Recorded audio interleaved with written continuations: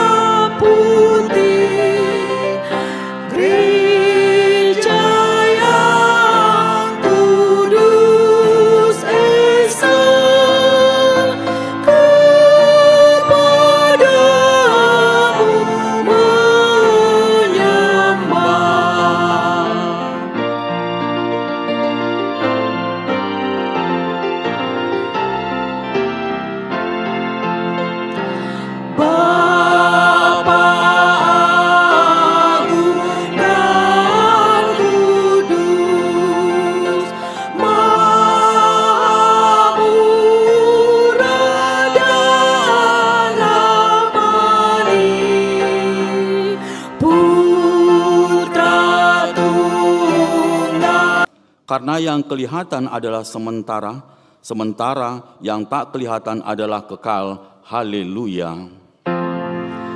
Haleluya. Haleluya. Haleluya.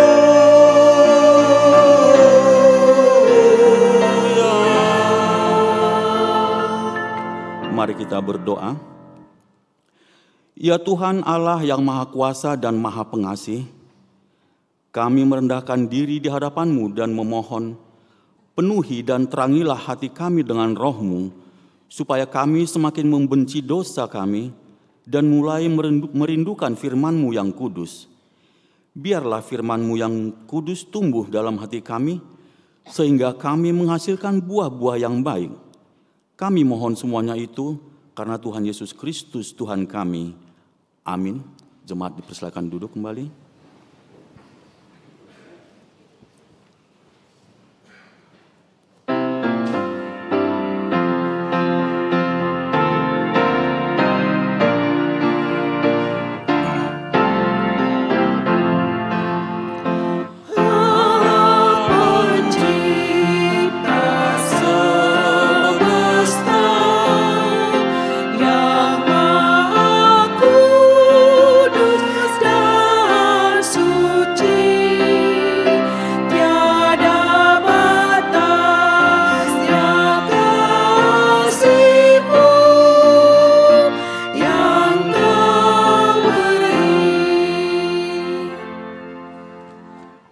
Hukum Tuhan untuk kita di hari Minggu ini ada tertulis di Ibrani pasal 10 ayat 35.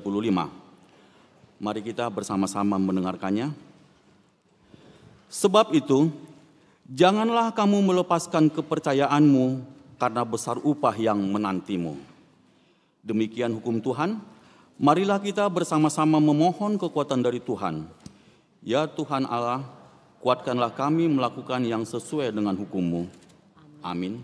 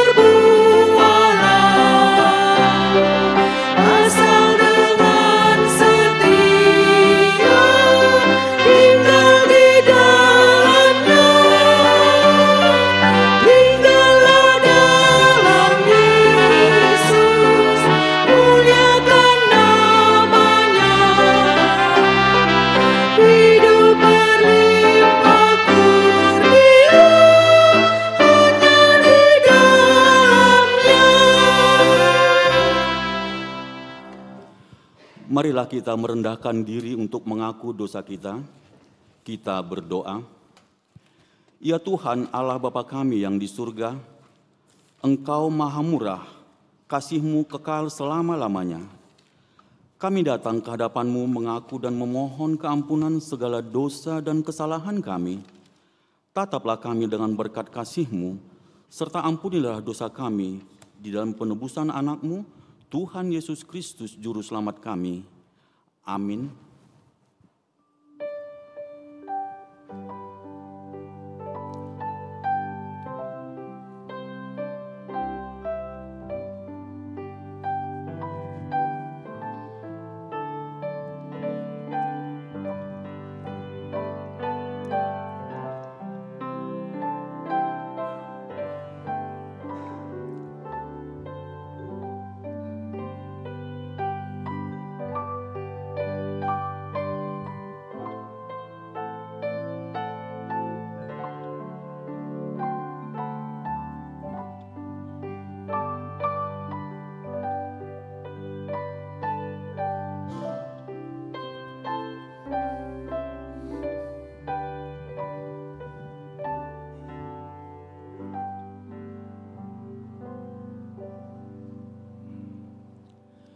Janji Tuhan tentang pengampunan dosa.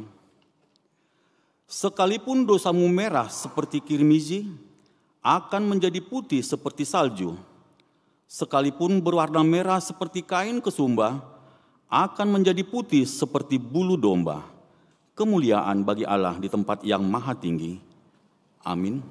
Jemaat dipersilakan duduk kembali.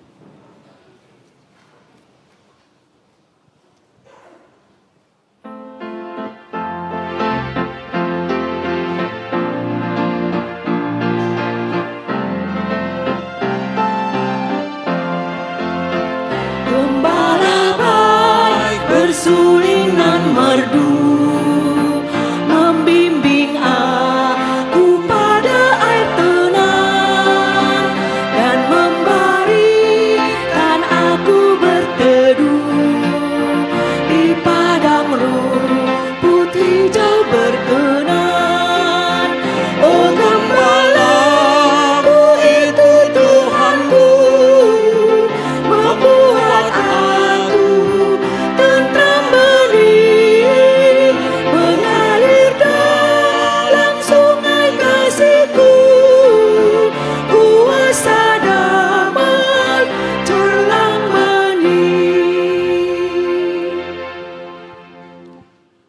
Epistel untuk kita pada minggu ini tertulis di surat Paulus yang pertama kepada Timotius, pasal 6, ayat 11 hingga ayatnya yang ke-16. Mari kita membacakannya secara responsoria. Tetapi engkau, hai manusia Allah, jauhilah semua itu. Kejarlah keadilan, ibadah, kesetiaan, kasih, kesabaran, dan kelembutan.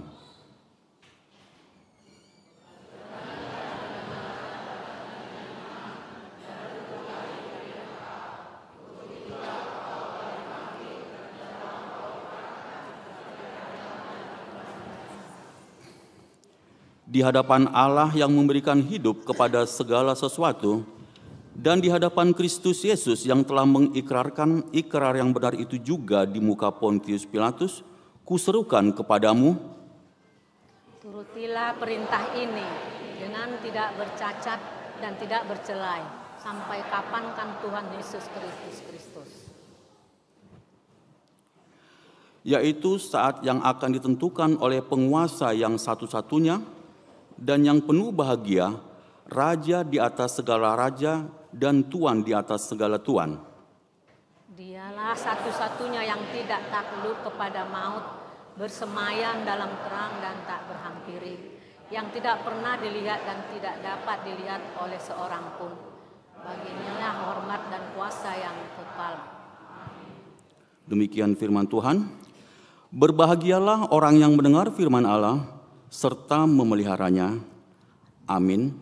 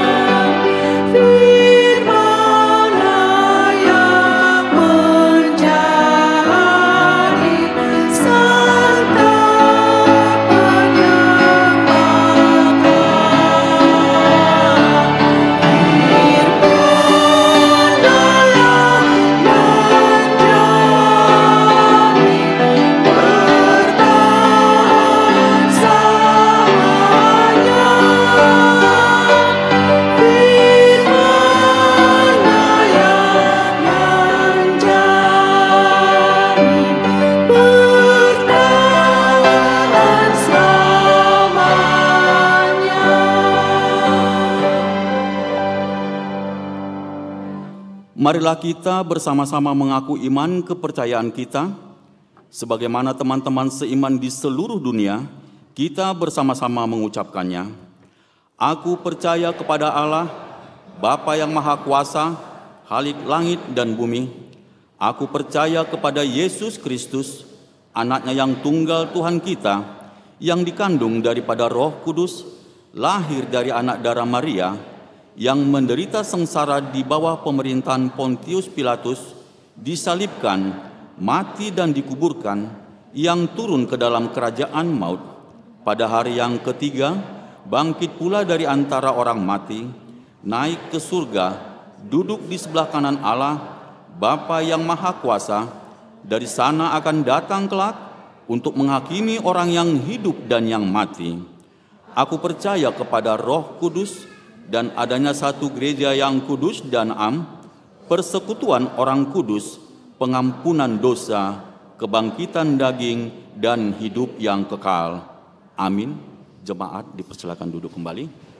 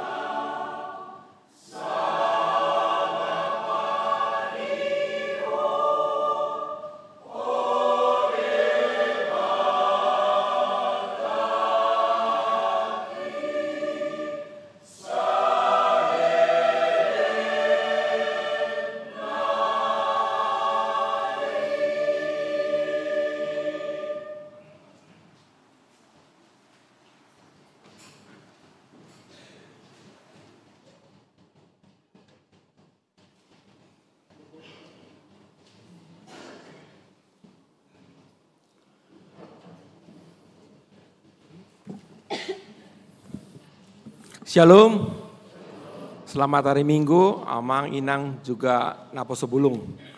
Kami akan membacakan warta jemaat kita untuk minggu ini, tanggal 5 Oktober tahun 2025. Topik khotbah, Tuhan Allah Maha Kudus dan Maha Tahu. Yang pertama, nama minggu. Nama minggu hari ini adalah minggu ke-16 setelah Trinitatis, yang artinya ketritunggalan Allah. Yang kedua, kelahiran. Pada hari Kamis, tanggal 2 Oktober 2025, telah dikaruniakan Tuhan seorang putra bagi keluarga Amang Hariman Purba, Inang Bella Gusita Boru Aritonang, alamat Jalan SD 3 nomor 18, Pondok Pinang, Jakarta Selatan. Dari Banjar Pasar Jumat Lebak Bulus, NPJ 2031, ibu dan anak yang baru lahir dalam keadaan sehat. Yang ketiga, baptisan kudus. Pada hari ini, Minggu tanggal 5 Oktober 2025, dalam kebaktian siang pukul 10.30 WIB, akan dilaksanakan sakramen baptisan kudus kepada 3 orang anak dan dari 3 keluarga, yaitu yang pertama, Matthew Halomoan Panjaitan, putra dari keluarga Amang Rian Octavianus Panjaitan, Inang Reni Novslia Boru Sihite dari Banjar Kampung Perigi. Yang kedua, Josena Adriela Marpaung, putri dari keluarga Amang Joshua Hotasi Marpaung, Inang Irin Agustina Boru Lumbanggaul dari Banjar Ciputat sekitarnya. Yang ketiga, Ozi Benedict Simangunsong, putra dari keluarga Amang Sutrisno Salomo Simangunsong, Inang Lorita Hartati Boru Sidaputar dari Banjar Kampung Perigi. Marilah kita doakan agar anak-anak tersebut bertumbuh dalam penyertaan Tuhan Yesus. Yang keempat, kebaktian Banjar akan dilaksanakan di hari Selasa tanggal 7 Oktober 2025 pukul 20.00. Yang pertama, Banjar Pasar Jumat Lebak Bulus di rumah keluarga Amang Situa APH Lumbantorangan, Inang Boru Nainggolan. Yang kedua, Banjar Tanah Kusir Kodam di rumah keluarga Amang Asi Hombing, Inang Boru Nainggolan. Yang ketiga, di Banjar Ciputat sekitarnya, di rumah keluarga Inang Mary Pasaribu Boru Sitompul. Yang keempat, Banjar Bintaro Perdagangan di rumah keluarga Amang S. Hutagalung, Inang Boru Samosir. Yang kelima, dari Marturia dari seksi musik.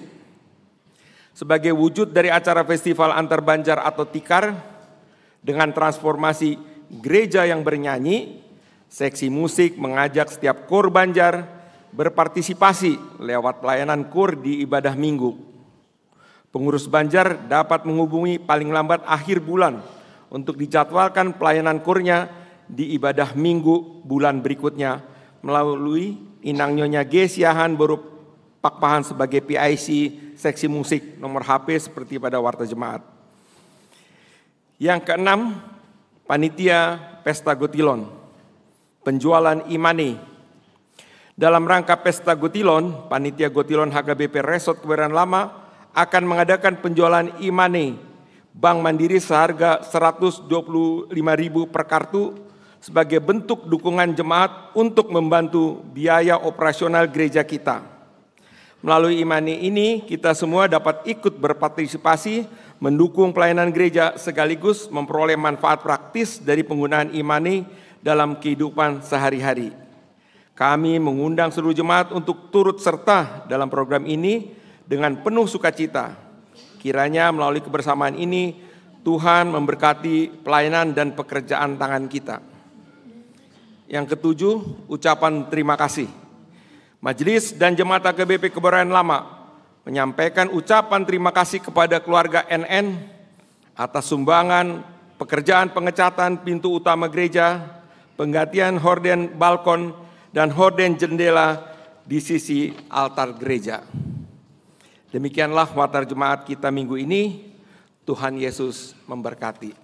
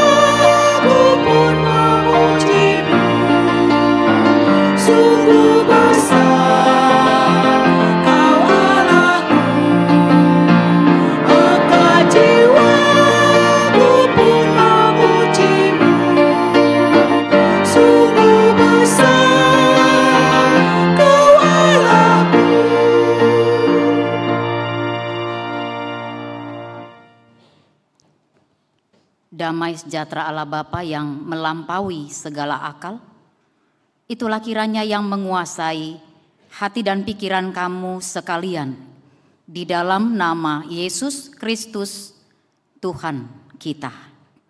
Amin. Shalom bagi kita semua. Saudara yang terkasih, saya akan bacakan firman Tuhan bagi kita pada minggu ini dari kitab Nabi Habakuk pasal yang pertama ayat yang ke-12 sampai dengan ayatnya yang ke-17. Demikianlah isinya. Di manakah keadilan Tuhan? Bukankah engkau ada sejak dulu, Tuhan Allahku yang Maha Kudus? Kami tidak akan mati. Ya Tuhan, mereka telah kau tetapkan untuk menghukum. Ya gunung batu telah kau tentukan mereka untuk menghajar. Matamu terlalu suci untuk melihat kejahatan, dan engkau tidak tahan memandang kelaliman. Mengapa engkau memandangi saja orang-orang yang berbuat khianat itu dan berdiam diri ketika orang fasik menelan orang yang lebih benar daripadanya? Mengapa manusia kau buat seperti ikan di laut, seperti binatang-binatang melata yang tidak ada pemerintahnya? Semuanya ditarik bangsa itu ke atas dengan kail, ditangkap dengan pukatnya, dan dikumpulkan dengan jala. Itulah sebabnya ia bersukaria dan bersorak-sorai. Itulah sebabnya dipersembahkannya kurban kepada pukatnya, dan dibakarnya kurban kepada jalannya. Sebab dengan alat-alat itu pendapatannya melimpah dan rezekinya berlimpah ruah. Itukah sebabnya ia selalu menghunus pedangnya dan membunuh bangsa-bangsa tanpa belas kasihan? Demikian firman Tuhan. Saudara yang terkasih, dalam nama Tuhan kita Yesus Kristus, menyikapi penderitaan dan beratnya hidup, mungkin kita pernah bertanya, atau mungkin pada saat ini pun kita sedang bertanya-tanya, apakah Tuhan berkuasa atas hidupku?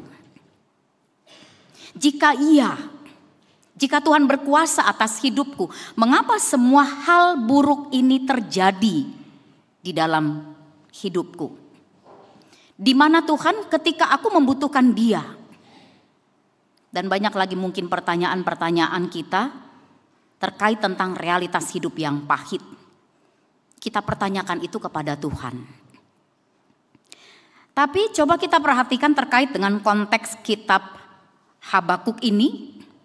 Kalau berangkat dari Habakuk 1 ayat 1, ada kalimat di situ, ucapan ilahi dalam penglihatan Nabi Habakuk. Kita gali kata ucapan.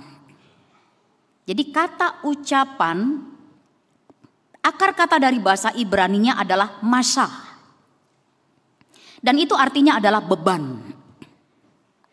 Jadi apa yang dilihat oleh Habakuk itu adalah sebuah beban. Sehingga ayat 1 itu dapat diterjemahkan beban yang diterima Habakuk. Dan inilah realitas yang dialami oleh Habakuk. Dia mengalami beban hidup yang sangat berat. Walaupun dia dikenal sebagai hamba Tuhan, yang dekat dengan Tuhan. Jadi beban yang dipikul Habakuk yang sangat menyakitkan ini, ketika ketidakadilan terjadi, ketika tidak ada yang peduli, ketika kita tidak berdaya untuk melakukan sesuatu, bukankah itu sesuatu yang sangat menyakitkan?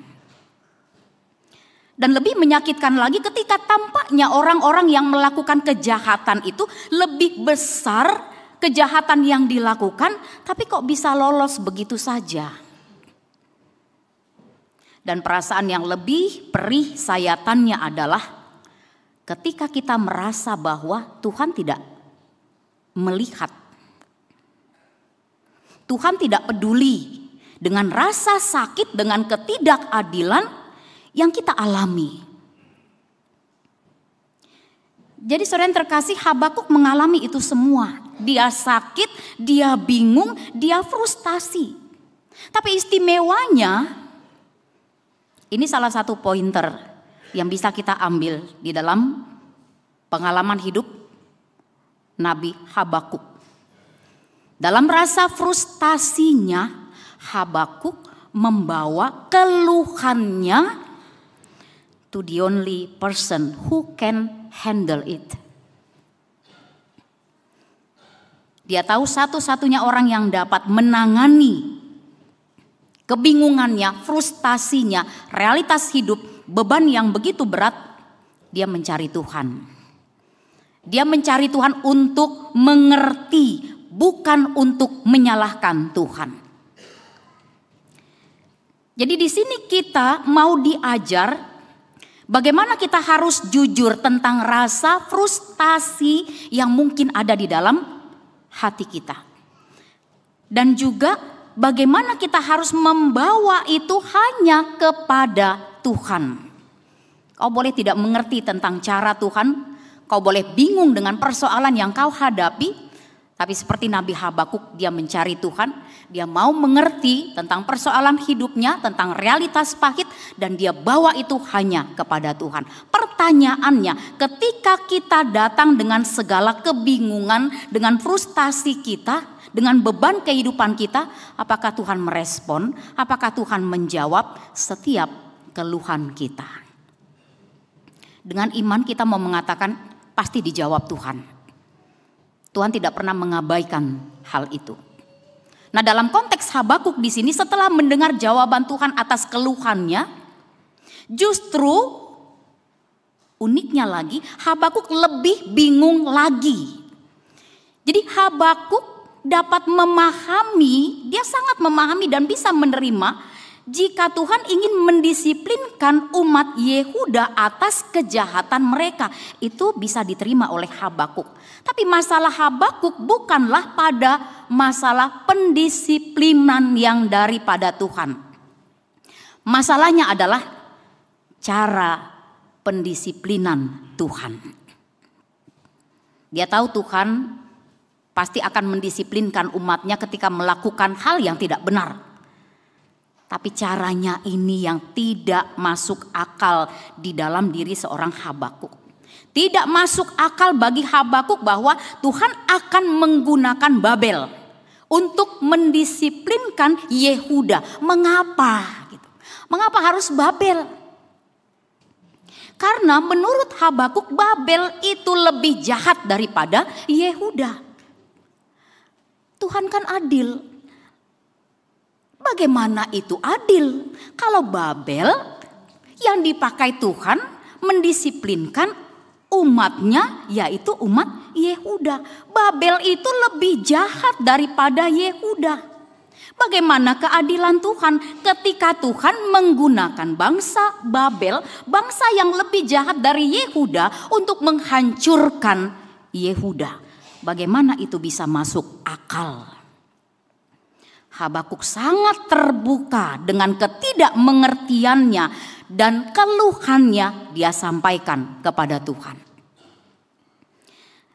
Kita lihat keberanian seorang Habakuk. Mungkin kita tidak seberani Habakuk kalau kita melihat realitas pahit dan kita melihat terkesan bahwa ini tidak adil Tuhan. Mungkin kita tidak seberani Habakuk mengungkapkan keluhannya. Tapi Habakuk sangat berani, dia mengakui ketidakmengertiannya. Tapi sekalipun demikian, saudara yang terkasih, tidak sedetik pun Habakuk kehilangan kepercayaannya kepada Tuhan. Ini yang istimewa di dalam diri seorang Habakuk.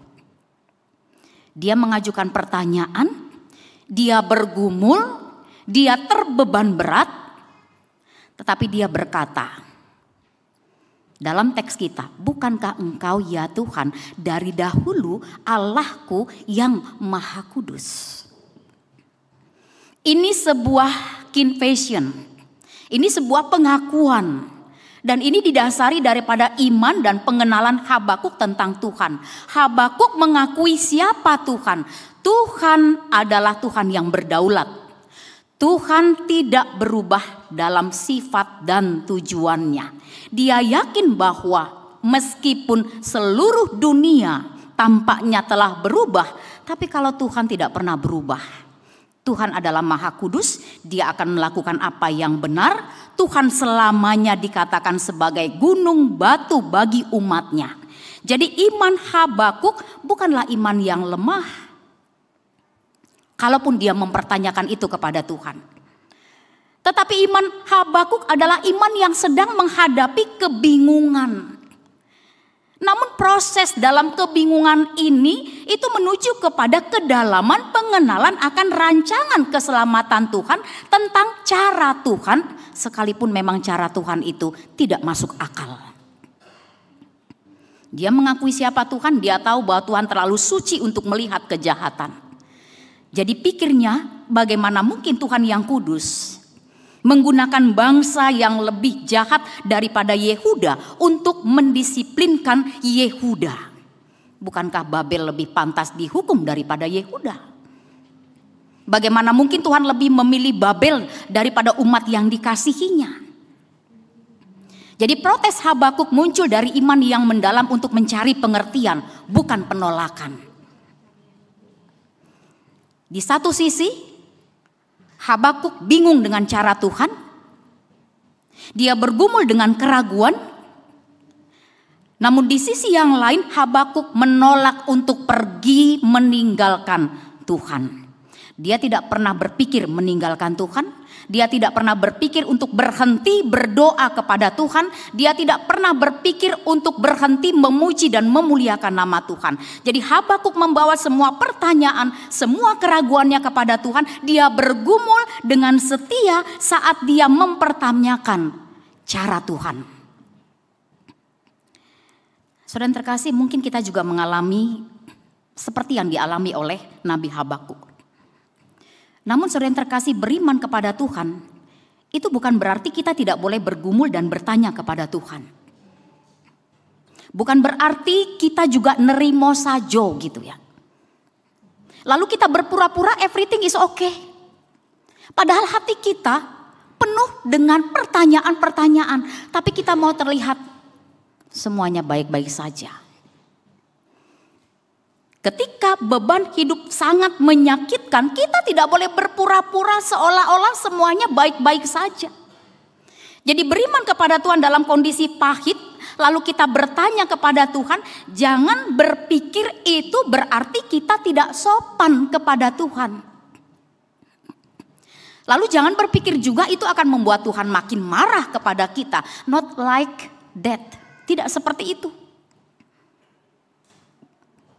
Atau beriman kepada Tuhan juga bukan berarti kita sia-sia percaya kepada Tuhan ketika beban hidup yang kita alami terkesan tidak layak bagi kita. Lalu kita meninggalkan Tuhan. Kita menolak Tuhan. Kita bersandar pada pengertian kita sendiri. Hati-hati dengan pemahaman pengertian manusia modern yang duniawi sekalipun dikenal sebagai orang yang beriman atau punya Tuhan. Mereka mengatakan seperti ini, jika Tuhan itu baik, jika Tuhan memegang kendali, mengapa dia membiarkan hal ini terjadi? Mengapa dia membiarkan kamu menderita? Dia tidak peduli kepadamu, itu realita. Dia tidak menjawab doamu. Jadi lupakan dia karena dia tidak ada. Inilah pemahaman, katakanlah manusia modern yang sifatnya duniawi ketika berhadapan dengan realitas yang pahit sekalipun dikenal sebagai orang yang percaya. Ini sama dengan paham Nietzsche yang mengatakan Tuhan sudah mati. Karena lihatlah realitas kehidupanmu yang pahit ini. Saudara yang terkasih, jauhilah paham beriman yang seperti ini. Jadi kita harus bagaimana? Sebagai orang percaya kita harus bagaimana sikap kita menyikapi realitas kehidupan yang pahit. Firman Tuhan mengajar kita, silakan jujur. Silakan jujur dengan rasa yang ada di dalam hatimu. Silakan jujur dengan kecamuk yang ada di dalam pikiranmu. Saudara menghadapi realitas hidup yang pahit, maka jujurlah di hadapan Tuhan. Namun jangan pernah berpikir untuk meninggalkan Tuhan. teladani iman Habakuk. Aku akan tetap mempercayai Tuhan meskipun aku tidak mengerti dengan cara Tuhan dan bahkan mungkin maksud Tuhan menjawab realitas kehidupan yang pahit. Saya pikir inilah yang harus kita lakukan ketika kita hidup dalam pikiran kita gak masuk akal. Gak mungkin Tuhan mengizinkan semua ini terjadi. Jadi ketika realitas hidup tidak masuk akal, kita tidak harus menolak Tuhan. Pergumulan hidup kita harus kita pergumulkan dengan Tuhan dan tetaplah setia beriman hanya kepada Tuhan. Dan misteri terbesar dalam teks kita ini, Tuhan mau berkata, aku akan melakukan sesuatu yang tidak kamu mengerti. Kulakukan dengan caraku, yaitu membawa keselamatan melalui penghakiman. Membawa keselamatan melalui kerasnya hidup dan beratnya beban yang harus ditanggung. Jadi dalam dinamika iman, kita harus pahami ada saat di mana kita tidak mengerti. Kita harus mengakui bahwa realitas apapun yang sudah kita lalui, coba tanya diri kita, apakah semuanya kita mengerti? Terkadang kita nggak mengerti. Itu harus kita akui. Dan itulah dinamika hidup. Ada saat di mana kita tidak mengerti dan hati pikiran kita menolak cara Tuhan. Unang pola mailah hita madok, sipata dang yakinau, sipata ganggu rohaku. Itu Tuhan, alami realitas hidup yang pahit. Kita gak perlu malu untuk mengakui itu. Karena dengan keterbukaan ada proses pemulihan. Dengan keterbukaan ada proses kita belajar untuk mengerti apa sih maksud dan maunya Tuhan. Jadi katakanlah milikilah iman yang simpel. Iman yang simpel itu bagaimana kita menjalani tetap setia beriman kepada Tuhan. Jalani tetap di jalur Tuhan. Tetap kerjakan bagian kita. Lalu izinkan Tuhan untuk melakukan domainnya Tuhan. Bagian Tuhan dan kita mengajari Tuhan. Jadi saudara terkasih, ingatlah selalu kalau kita kaitkan dengan kita yang dikenal orang yang percaya kepada Kristus Yesus. Ingatlah selalu Tuhan Yesus, apa yang dialami Tuhan Yesus? Dia mengalami ketidakadilan, ya. Penghakiman, penyiksaan, menderita, mati di kayu salib. Mengapa? Apakah karena Yesus layak menerima penghakiman itu? Biarkan iman kita yang menjawab. Pastinya tidak sama sekali. Yesus adalah pribadi yang kudus. Dia Tuhan dan dia sempurna. Jika ada satu orang yang pernah hidup di dunia ini yang dapat berkata, ini tidak adil, aku sama sekali tidak pantas menerima ini, itu adalah Yesus. Semua kita tidak pas untuk menyerukan hal-hal itu sebenarnya. Yesus hidup dalam kekudusan tanpa cela, dia taat kepada Allah sampai akhir. Namun dia menerima ketidakadilan terbesar di kayu salib. Dan sama seperti Habakuk, Yesus pun mengalami beban berat. Bahkan mungkin mengalami bingung tingkat tinggi. Secara manusia 100%. Yesus juga bisa saja mengalami bingung tingkat tinggi. Sehingga menyerukan Tuhan, di mana engkau? Mengapa engkau meninggalkan aku? Namun satu hal, Yesus tetap setia menjalani cara Allah untuk membawa keselamatan. Saudara terkasih, apapun yang terjadi dalam hidup pribadi kita, apapun yang terjadi di tengah-tengah kehidupan keluarga kita. Entah itu sakit penyakit, entah itu persoalan rumah tangga, entah itu akar kepahitan di dalam kehidupan kita dan mungkin hanya kita dan Tuhan yang tahu. Entah itu harapan yang tidak sesuai dengan realita. Sampai-sampai perasaan kita katakanlah merasa bahwa Tuhan telah meninggalkanku. Tuhan telah meninggalkan keluarga kami. Tapi percayalah, Dia tidak pernah meninggalkan kita sedetik pun. Bahkan ketika kita mengatakan hal-hal yang buruk kepada Tuhan, Dia tetap bersabar terhadap kita. Jadi saudara yang terkasih, ketika hidup tidak masuk akal, kita hanya merasa ditinggalkan. Tapi dalam hal iman kepada Tuhan, kita tidak pernah ditinggalkan oleh Tuhan. Topik minggu kita menyuarakan Tuhan Allah Maha Kudus dan Maha Tahu. Jadi apapun yang terjadi, firman ini mau mengatakan, berimanlah kepada Tuhan yang Maha Kudus. Karena kudusnya Tuhan, Dia tidak akan melakukan tindakan yang menghancurkan, mencemarkan kehidupan kita.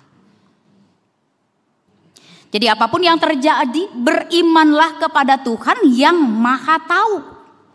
Karena kemahatauan Tuhan meyakinkan kita, Dia peduli, Dia tahu persoalan kita, Dia mengajar dan bahkan Dia menghajar kita, anak yang dikasihinya, supaya kita hidup.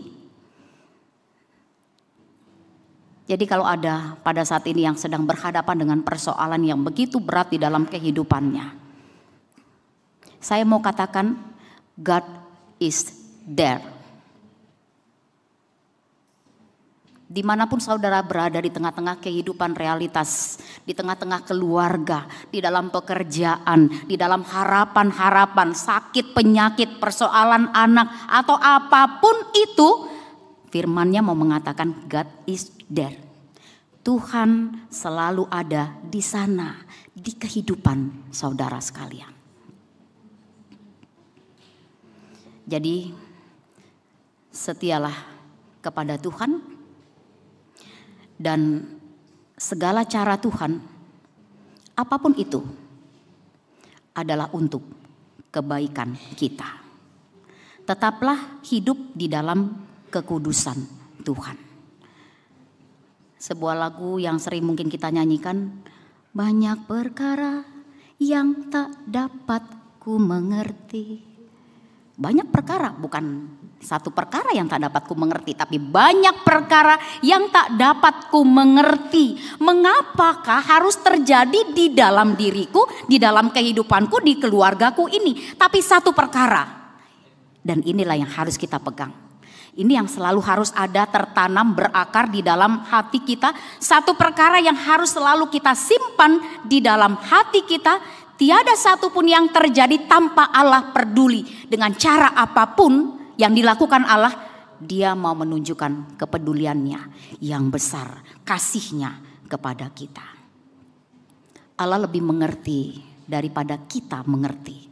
Allah lebih tahu daripada kita tahu. Dan pastinya Dia lebih kudus daripada hidup kita. Sekalipun kita dikenal sebagai orang yang baik. Terlebih bagi orang tua dari anak-anak yang akan menerima baptisan kudus. Melalui firman ini, setialah beriman kepada Tuhan Yesus.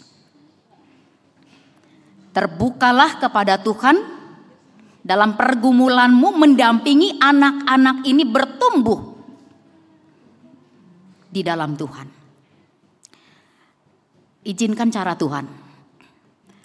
Molopehamu songonatoras memiliki cara strategi, memiliki ilmu pengetahuan, baik itu tentang psikologi anak, baik itu tentang ilmu apapun dalam pendampingan terhadap anak yang Tuhan anugerahkan di tengah-tengah keluarga kalian. Tetap izinkan cara Tuhan dan lakukan kehendak Tuhan dalam menjalani peranan sebagai ibu, sebagai ayah, sebagai orang tua terhadap anak-anak yang akan menerima baptisan kudus saat ini. Setialah beriman dan warisilah iman dalam Kristus Yesus di kehidupan anak-anak ini nantinya. Anggo sonari cocuit dopedat danaki. anjing kejang-kejang, anjing kejang-kejang. Aduh manisnya, aduh cayang mami, cayang papa, cayang mami, cayang papa. Timang. Alai. Dung marumur onom tahun. Walami doi. Onom tahun ngamulai be. Bohii. Ini nama. Ngamulai be intonasi suara. Volume naik tuh gijang. Ngamulai be tangan pe ngamulai manggotir. Inna. Tetap tanya hatimu. Apakah cara yang kita lakukan maunya Tuhan?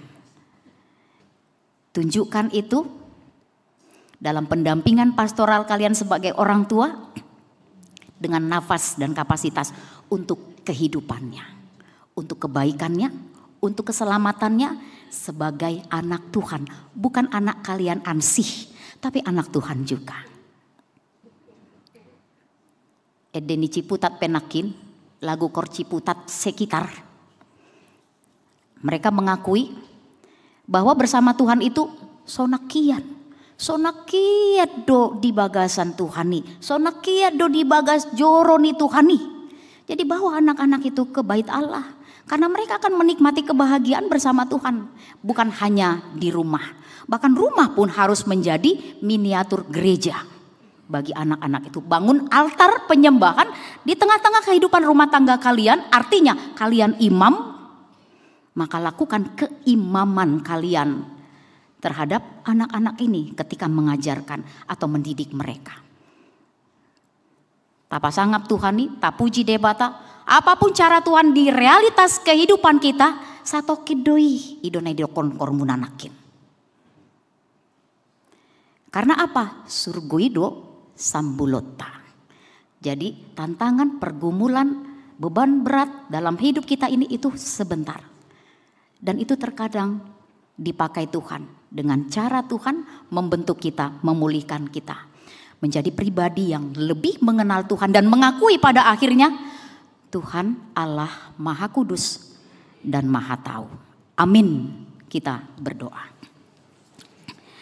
Terima kasih Bapak yang baik untuk firman yang boleh kami dengarkan pada saat ini, mengajar kami bahwa di dalam realitas kehidupan yang tidak masuk akal, realitas kehidupan yang penuh dengan beban berat, penderitaan yang menyayat hati kami, yang membuat kami bahkan bertanya-tanya, adakah Tuhan? Di mana Tuhan? Mana keadilan Tuhan? Mana kepedulian Tuhan dan kasih Tuhan? Tapi firman-Mu mengingatkan kami, supaya kami benar-benar berserah hanya kepada Tuhan, beriman kepada Tuhan dan mengizinkan Tuhan bertindak dengan caranya. Percaya bahwa cara Tuhan seperti apapun, menyakitkan sekalipun, itu akan membawa hidup kami menikmati keselamatan. Dan menghantar kami menuju kepada kehidupan yang kekal. Terima kasih Bapa yang baik. Mampukan kami beriman kepada Kristus Yesus. Mampukan kami beriman sekalipun banyak hal yang tidak kami mengerti dan tidak kami pahami. Mampukan kami tetap setia beriman kepada Tuhan karena kami percaya pada Tuhan yang Maha Kudus dan Maha Tahu. Sehingga kami juga percaya Tuhan tidak akan mungkin melakukan hal-hal yang membawa kami kepada kehancuran. Harapan tidak sesuai dengan realitas. Walaupun kami beriman kepada Tuhan itu hanya sementara. Tapi satu hal yang pasti, jaminan bagi kami yang percaya kepada Kristus adalah kehidupan yang penuh dengan sukacita di kekekalan, di sorga bersama dengan Tuhan. Berkati firman-Mu, berkati kami semua. Berkati orang tua, amang inang yang membawa anak-anak mereka anugerah dari Tuhan. Menerima baptisan kudus, menjadi pewaris kerajaan Allah. Hikmat daripada Tuhan mereka boleh pakai, mendampingi pertumbuhan anak-anak ini di dalam Tuhan. Terima kasih Bapak. Berkati jemaat Tuhan yang sedang dalam keadaan sakit. Buat Inang Tiaman Nainggolan Boru Panjaitan, Inang Tambunan Boru Marpaung, buat anak Tuhan Uli Elizabeth Boru Panjaitan, buat Amang Evangelis Sintua Wiliater Manurung, buat Amang Daulat Simangunsong, buat Inang Saulina Sitompul Boru Pasaribu, buat Inang Si Hombing Boru Manurung, buat Inang Parangi Boru Silain, buat Amang Sintua Parulian Parapat, buat anakmu Tuhan Ridwan Franky Siahaan, buat Inang Togatorop Boru Simare-mare, buat Amang Sintua Paresna Hampun, buat Amang Arsa Sasta Sihon Hadumuan Silalahi, buat Inang Deselina Boru Sitompul, buat Inang Marike Dumaria Boru Siregar, buat Inang Emi Manurung Boru Siahaan, buat Inang Nurmala Sitompul Boru Manihuruk, buat Amang Saur Simanjuntak, buat Inang Emi Hutahayan Boru Siagian, buat Inang Rosintan Nadabdab Boru Pasaribu, buat Inang Tiambun Siagian Boru Siahaan, buat Inang Saur Mas Delina Boru Sirait, buat Inang Erika Simanjuntak Boru Sibarani, buat Amang Eha Pasaribu, buat Inang Novianti Boru Siahaan, buat Inang Helmina Boru Siagian, buat Amang Manarsar Barimbing, buat Amang Sintua MH Sihombing, buat Amang Sintua GP Manihuruk, buat Inang Sintua GP Manihuruk Boru Sagala, buat Amang Iwan Tampu Bolon, Amang Ridwan Irianto Situmorang, dan Inang Opu Kaira Boru Dolok Saribu. Bapak yang baik, dalam sakit penyakit yang dialami oleh jemaatmu ini Tuhan, kami percaya Tuhan hadir, Tuhan tahu, dan Tuhan sedang melakukan cara proses menuju kepada kesembuhan. Kami percaya tidak ada yang mustahil bagi Tuhan, dan kehendak Tuhan yang terjadi di dalam kehidupan jemaat Tuhan yang sedang dalam keadaan sakit. Biarlah mereka boleh kembali menikmati kesehatan, kekuatan, dan menikmatinya di dalam sukacita, syukur, dan puji hanya bagi kemuliaan nama Tuhan. Terima kasih Bapa yang baik. Seminggu ke depan, apapun yang akan dilakukan oleh jemaat Tuhan, dimanapun mereka bekerja dan berkarya, sertai mereka, pimpin, berkati Tuhan. Biarlah jemaatmu boleh bekerja dan berkarya di dalam Tuhan, menjadi berkat, menerima berkat yang daripada Tuhan. Terima kasih Bapa, ampuni dosa dan kesalahan kami, layakkan kami di hadapan-Mu untuk menerima berkat yang masih akan Tuhan berikan kepada kami. Inilah doa, syukur, permohonan kami dalam nama Kristus Yesus Tuhan. Amin. Kita kembali mengangkat pujian sambil kita menyerahkan persembahan kita.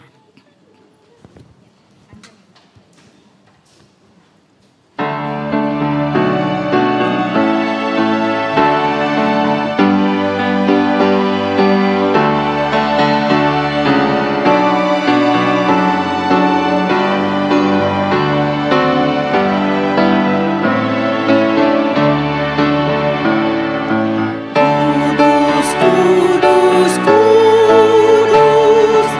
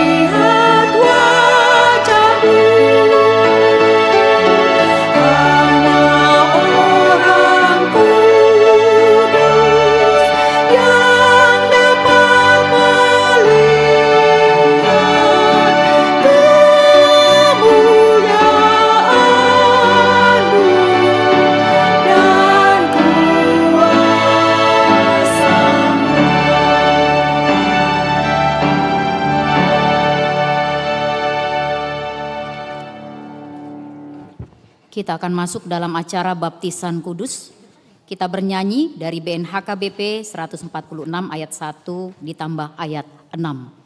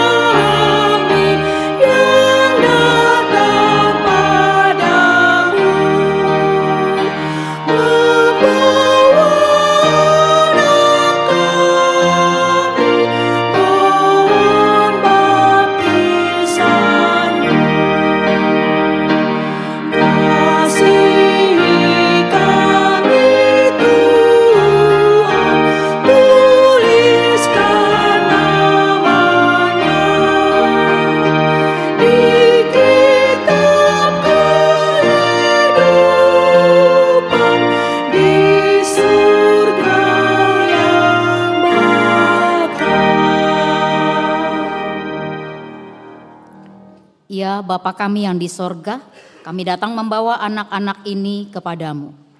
Kasihanilah dan terimalah mereka menjadi anak-anak-Mu. Berkati dan kuatkan mereka di dalam perjalanannya menuju kehidupan yang kekal di dalam nama Tuhan Yesus Kristus. Amin.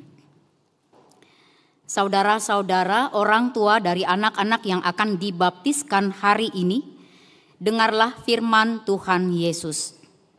Pergilah, jadikanlah semua bangsa muridku, dan baptislah mereka dalam nama Bapa dan Anak dan Roh Kudus, dan ajarlah mereka melakukan segala sesuatu yang telah kuperintahkan kepadamu. Dan ketahuilah, aku menyertai kamu senantiasa sampai kepada akhir zaman. Siapa yang percaya dan dibaptis akan diselamatkan, tetapi siapa yang tidak percaya akan dihukum. Dengarlah juga firman Tuhan Yesus seperti yang tertulis dalam Injil Markus. Lalu orang membawa anak-anak kecil kepada Yesus supaya ia menjamah mereka. Akan tetapi murid-muridnya memarahi orang-orang itu. Ketika Yesus melihat hal itu, ia marah dan berkata kepada mereka, "Biarkan anak-anak itu datang kepadaku, jangan menghalang-halangi mereka. Sebab orang-orang seperti itulah yang empunya kerajaan Allah. Aku berkata kepadamu, sesungguhnya barang siapa tidak menyambut kerajaan Allah seperti seorang anak kecil, ia tidak akan masuk ke dalamnya." Lalu ia memeluk anak-anak itu dan meletakkan tangannya atas mereka. Ia memberkati mereka. Sekarang bagi orang tua yang membawa anak-anaknya untuk menerima baptisan kudus, ikrarkanlah iman kepercayaan kita. Aku percaya.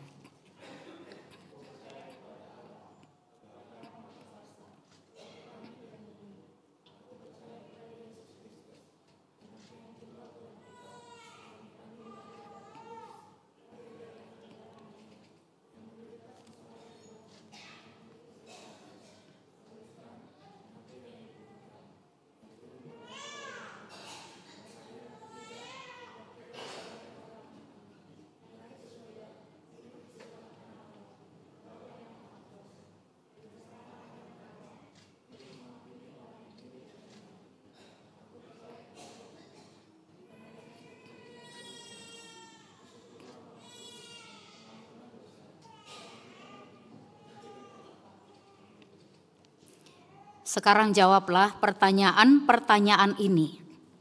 Yang pertama, apakah saudara-saudara menghendaki agar anak-anak ini dibaptiskan ke dalam nama Allah Bapa, Anak, dan Roh Kudus? Yang kedua, apakah saudara-saudara bersedia membimbing anak-anak ini agar mereka mengetahui dan melakukan firman Allah? Yang ketiga, apakah saudara-saudara bersedia menyuruh anak-anak ini ke gereja dan membesarkannya dalam pengajaran Kristen Protestan agar mereka menjadi anggota jemaat yang hidup dalam Yesus Kristus? Jika demikian, marilah kita menyerahkan mereka kepada Tuhan melalui pembaptisan kudus.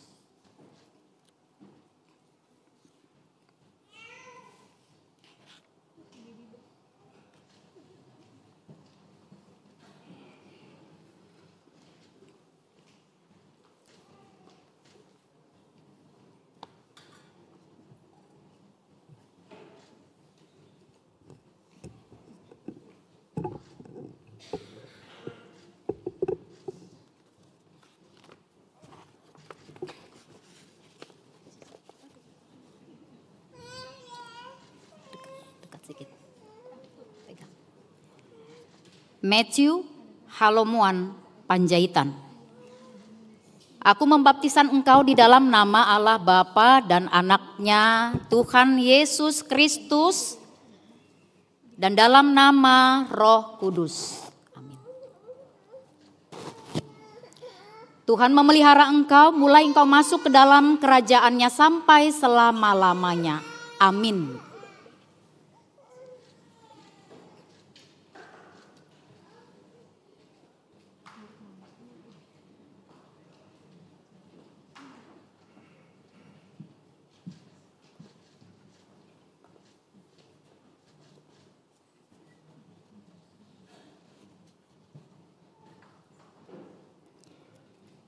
Josena Adriela Marpaung. Aku membaptisan engkau ke dalam nama Allah Bapa dan Anaknya Tuhan Yesus Kristus dan dalam nama Roh Kudus. Amin. Tuhan memelihara engkau mulai engkau masuk ke dalam kerajaannya sampai selama-lamanya. Amin.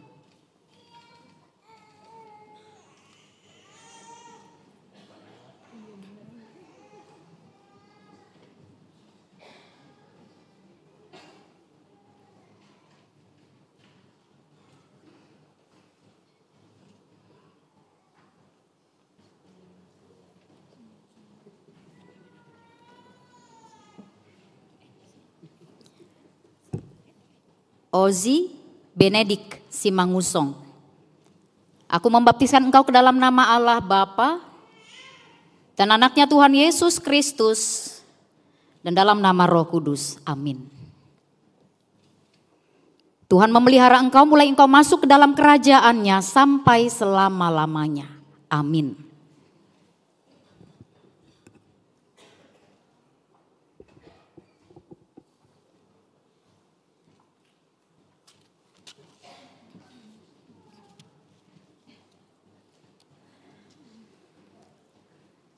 Kita berdoa. Ya Tuhan Allah, Bapa kami dalam Yesus Kristus Tuhan kami telah menyerahkan anak-anak ini kepadamu dan Engkau telah menerima mereka menjadi anak-anak-Mu melalui baptisan kudus ini, agar mereka menjadi warga jemaat Kristen di dunia ini dan menjadi pewaris kehidupan kekal.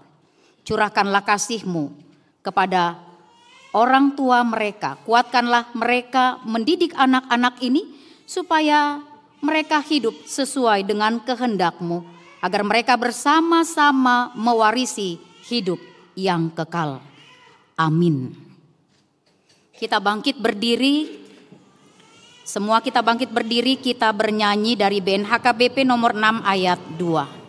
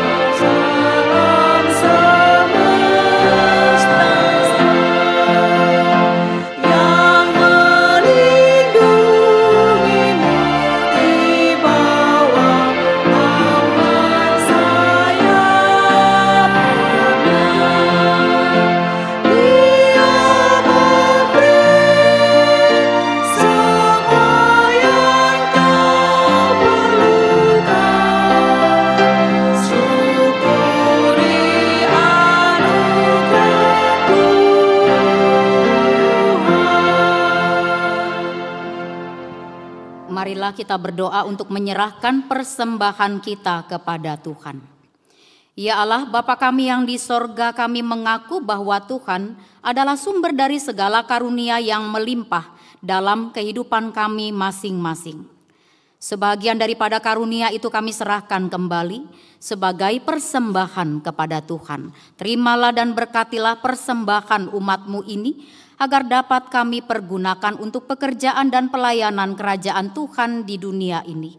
Bukalah hati kami untuk mengenal betapa banyak berkat dan karunia yang kami peroleh dari Tuhan, supaya kami senantiasa bersyukur kepadamu di dalam nama Yesus Kristus Tuhan kami. Amin. Tuhan karuniamu, roh dan jiwaku semua, nyawa juga hidupku, kuasa milikku semua, ku serahkan padamu untuk selama-lamanya. Bapa kami yang di sorga, dikuduskanlah namamu, datanglah kerajaan-Mu, jadilah kehendak-Mu di bumi seperti di sorga. Berikanlah kami pada hari ini makanan kami yang secukupnya, dan ampunilah kami akan kesalahan kami, seperti kami juga telah mengampuni orang yang bersalah kepada kami. Dan janganlah membawa kami ke dalam pencobaan, tetapi lepaskanlah kami daripada yang jahat. Karena Engkau punya kerajaan dan kekuasaan dan kemuliaan sampai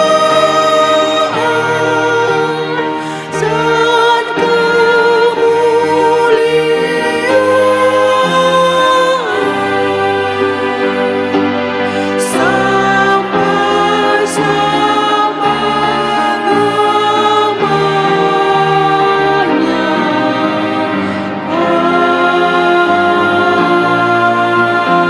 Amin. Tuhan memberkati engkau dan melindungi engkau. Tuhan menyinari engkau dengan wajah-Nya dan memberi engkau kasih karunia. Tuhan menghadapkan wajah-Nya kepadamu dan mengaruniakan engkau dengan damai sejahtera.